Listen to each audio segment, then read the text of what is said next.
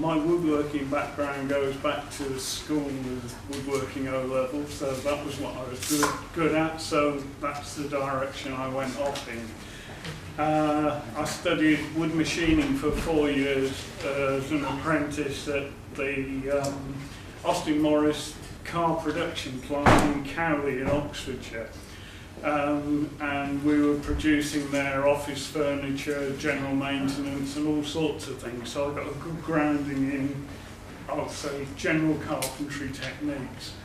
I got fed up with wood machining just as I was coming to the end of my apprenticeship and started getting interested in photography. And so then I drifted off and did a couple of years at college as a photographer, and I then spent 35 years doing forensic work and things. So once I retired, I then got re-interested in the woodwork side and started making guitars again.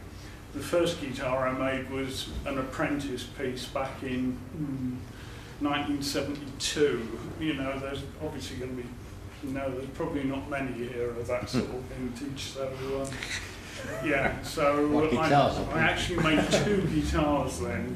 One for me, which I've still got in the loft at home, the first one, and another one was intended for my wife, but it never got finished until I think 2006. It just stayed in pieces, you know, sort of family came along and various other things, and yeah, general problems with living. So, rather than going down a specific route like Colin's done, I got interested. Gibson, I suppose, was the first guitar that I sort of leaned towards, the Gibson sort of ES range. So that's where I was sort of heading towards. And I couldn't afford to go out and buy one, so I thought, right, well, there's only one other option, and that's to get the tools out and try and make one. Keith is the recipient of an early ES 175 that I built. I don't know if you've done any more with that yet. I haven't, though my son-in-law tried to steal it out last time he came here. Yeah, so anyway, that's the sort of direction, and I was sort of generally, because I'm building for myself, I take the occasional commission, but really I'm building what interests me. So yeah, I've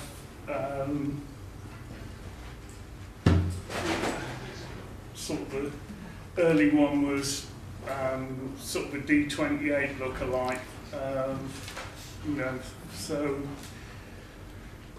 I then sort of started, once I'd made a standard one, I then had to make one that was different, so I messed around with the bracing and things inside to see what sort of difference that made.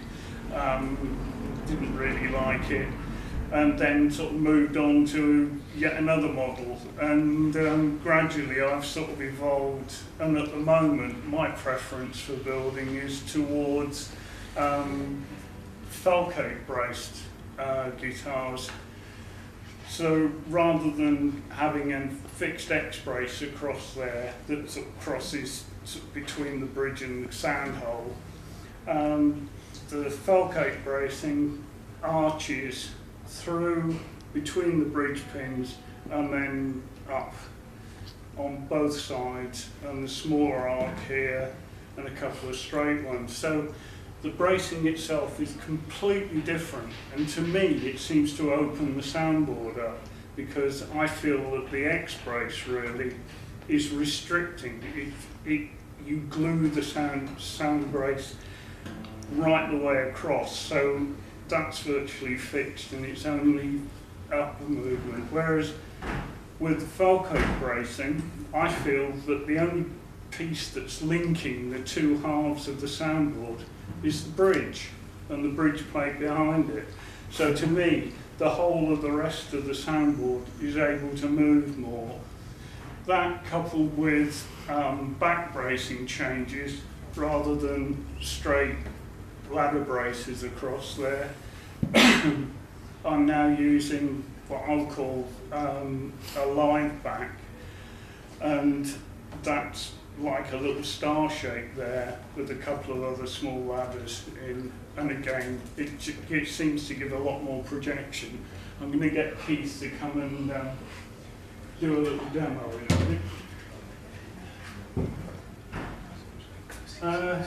Other things that have interested me, I've always wanted an arch top. My brother had an old Hohner arch top guitar, which he sold.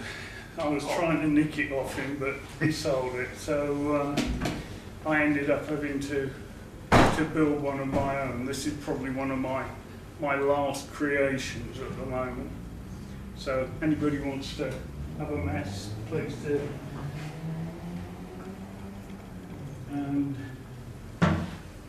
this is a Falcate braced guitar. Again, I'm going to get Keith to come and, do you like come and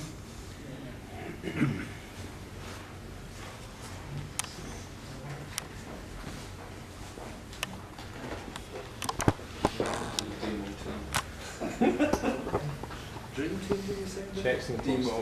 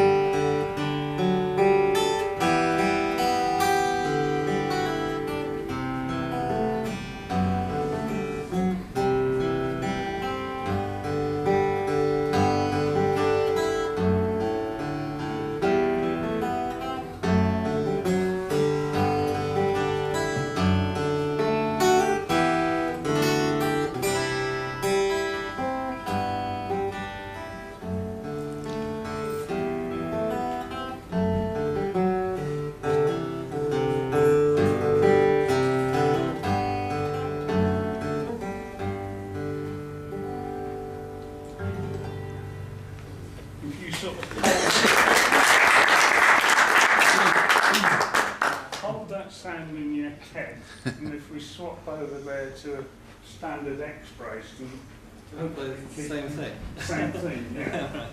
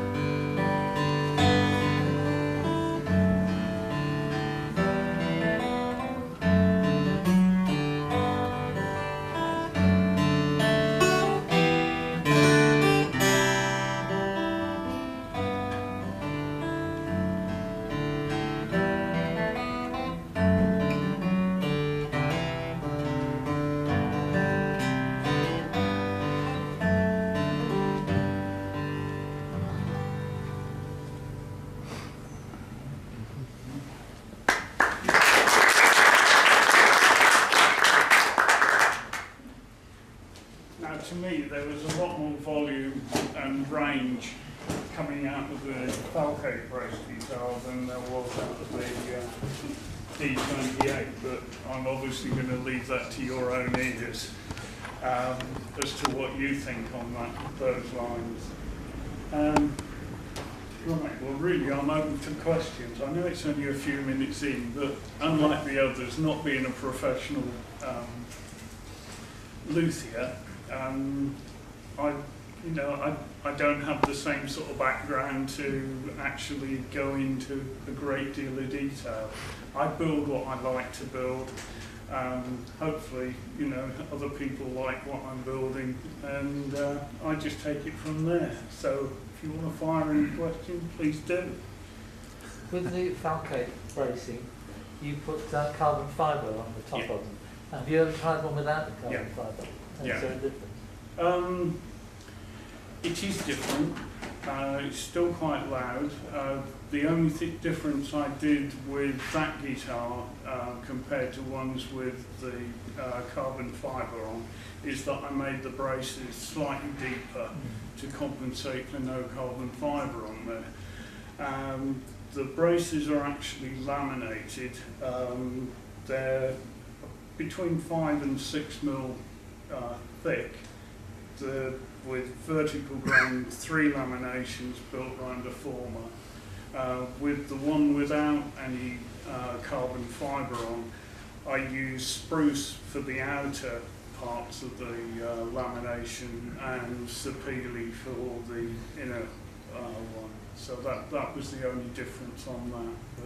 But with these, now that I'm putting carbon fibre in, then the braces have shrunk right down and the width has decreased as well. Is this similar to the Trevor Gore system, like Trevor's? Yeah, I've started off with their book and built one to their design, and then true to my form, I've built others and modified things as I've gone along.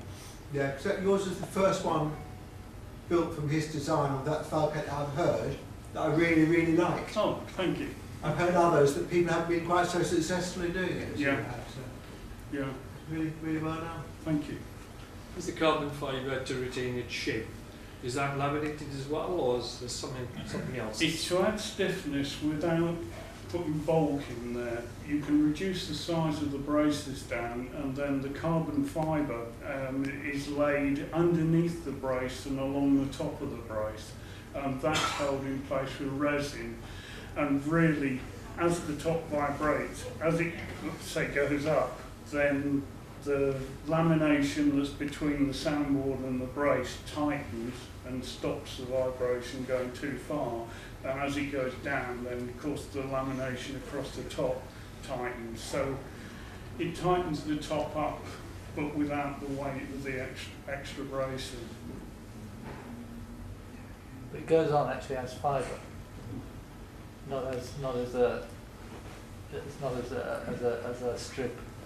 It's not a strip, no. If you think of, you know, you've all seen sort of pictures of carbon fibre sheets where they're in resin and you've got this weave effect.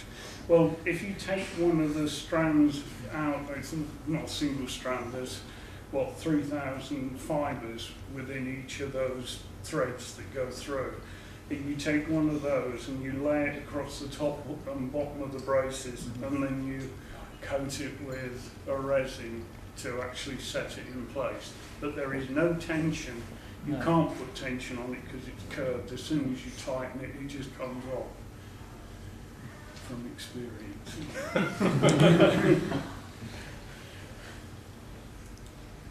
Anything else? Thank you. Thanks very much.